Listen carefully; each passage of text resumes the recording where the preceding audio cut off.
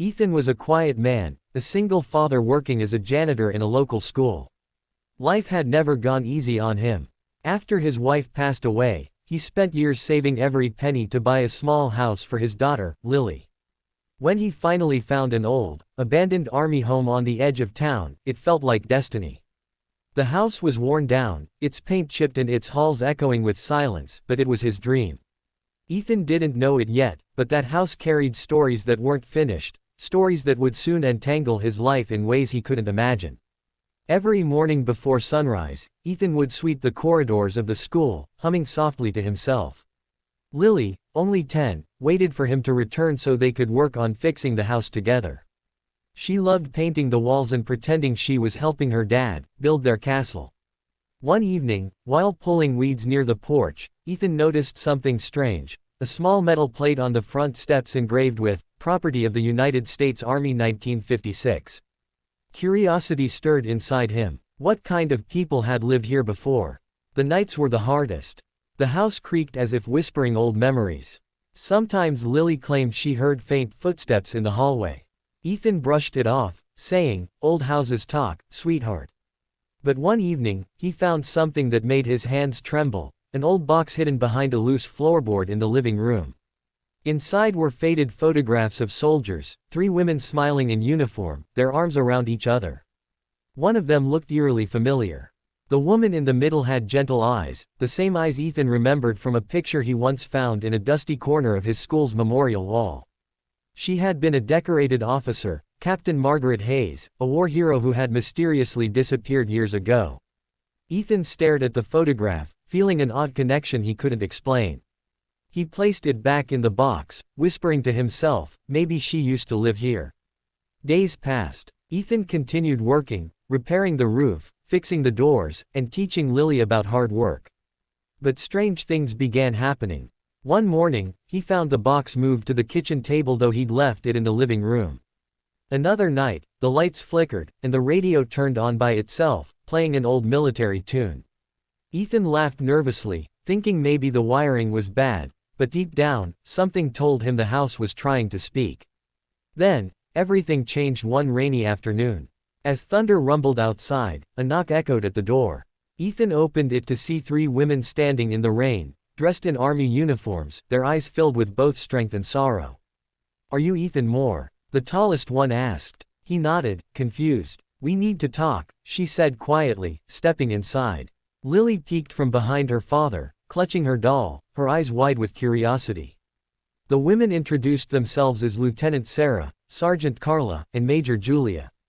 They explained that years ago, this house had been their command post, the home of Captain Margaret Hayes, their leader and sister in arms. They had come searching for something precious she'd left behind. Ethan felt his heartbeat quicken. "I think I might have found something," he said, pulling out the old box from the cabinet. When the women saw the photograph inside, tears welled in their eyes. Sarah took the picture gently, her hands shaking. "She used to tell us this house was her sanctuary," she whispered. "When she went missing, the army closed the file. But we never stopped looking." Ethan listened quietly as they shared memories of courage, laughter, and heartbreak. Lily sat beside them, her innocent voice breaking the silence. "Did she smile like that a lot?" Julia smiled. Faintly. "Yes, sweetheart. She smiled just like that." The women stayed for tea, and as they talked, Ethan felt the walls of the old house grow warmer, almost alive. They spoke about how Margaret had once saved their lives during a mission gone wrong. They wanted to find her medals and letters, hoping to bring them to her family. Ethan offered to help them search. "This house gave me a new life," he said softly, "maybe it's time we give it closure too." That night, they searched every corner of the house, the attic, the basement, even beneath the floorboards. In one corner of the attic, Lily found a small trunk covered in dust. Inside were old letters, each signed, M.H. They revealed a secret. Margaret had been planning to adopt a child after the war but never got the chance. The last letter ended with, "If anyone finds this home, please take care of it. It holds my heart." The women were silent for a long time after reading it. Finally, Sarah said, "You were meant to find this, Ethan. This house found you." Ethan looked at his daughter, her face glowing in the soft light. He realized that the old army home wasn't just a building, it was a resting place for memories, for promises left behind. And somehow, fate had chosen him to carry that story forward. Days turned into weeks, and the three women visited often. They helped repair the house, planting flowers in the garden Margaret once tended. Lily adored them, she called them the heroes. The laughter that once echoed in that house began to return. Ethan felt like he had a family again, not of blood, but of shared hearts and old memories reborn. One evening, as the sun set behind the trees, Sarah handed Ethan a folded flag, the one that had draped Margaret's memorial years ago.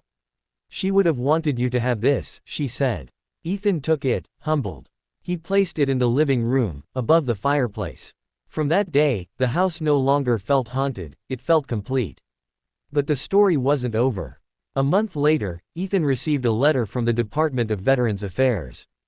It stated that due to the restoration and preservation of Captain Hayes's historic home, he was being granted recognition for service to the veteran community, and financial assistance for maintaining the property as a heritage site. Ethan was stunned. His janitor's hands trembled as he read the letter. He looked at Lily, who was painting the porch, her hair glowing in the sunlight. "See, sweetheart," he said with a smile, "sometimes, when we care for what others forget, life gives back in ways we don't expect." The women in uniform stood proudly beside him that day, saluting as the flag fluttered once more over the old army home. Over time, Ethan's house became a small community center for veterans.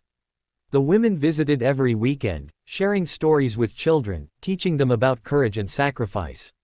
Lily would listen with shining eyes, always sitting closest to Sarah, who had become like an aunt to her. The sound of laughter replaced the silence that once haunted the halls. Ethan's simple life changed in ways he never thought possible. He was still a janitor, still sweeping floors, but now he carried pride in his heart, the pride of belonging to something bigger. He realized that family isn't always made by blood, sometimes it's formed through kindness, through honoring those who came before us. One winter evening, as snow began to fall, Ethan stood at the window, watching Lily play outside with the three women. The laughter, the snowflakes, the light, everything felt peaceful. He looked around the living room, at the medals, letters, and flag, and whispered, "You're home now, Captain Hayes." That night, a soft breeze flowed through the house, and for a brief moment, Ethan thought he saw a figure, a woman in uniform, smiling warmly before fading into the light. He didn't feel fear. He felt gratitude. The house had finally found peace. Years later, when Lily grew up, she joined the army, inspired by the women who had changed her life. On the day she left for training, Ethan hugged her tightly. "You'll make them proud," he whispered. She smiled through tears, "I already am, Dad.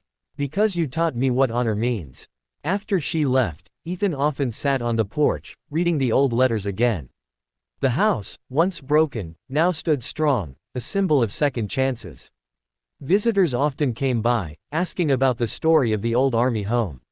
Ethan would smile and say, "It's not just a story, it's a reminder that kindness can rebuild anything." The three women never stopped visiting. Every Memorial Day, they gathered with Ethan, placing flowers by the flag. They laughed, they cried, they remembered. And each time, Ethan looked toward the sky, feeling that somewhere, Captain Hayes was watching, proud of the home she had left in good hands. When Ethan grew older, he left the house to Lily. In her hands, it became a place of healing for veterans' families. The walls echoed with laughter once more, the way they had decades before. The story of the janitor, his daughter, and the three women in uniform became a legend in their small town. And though time moved on, the spirit of that house never faded. It stood as a living memory of courage, sacrifice, and the power of compassion.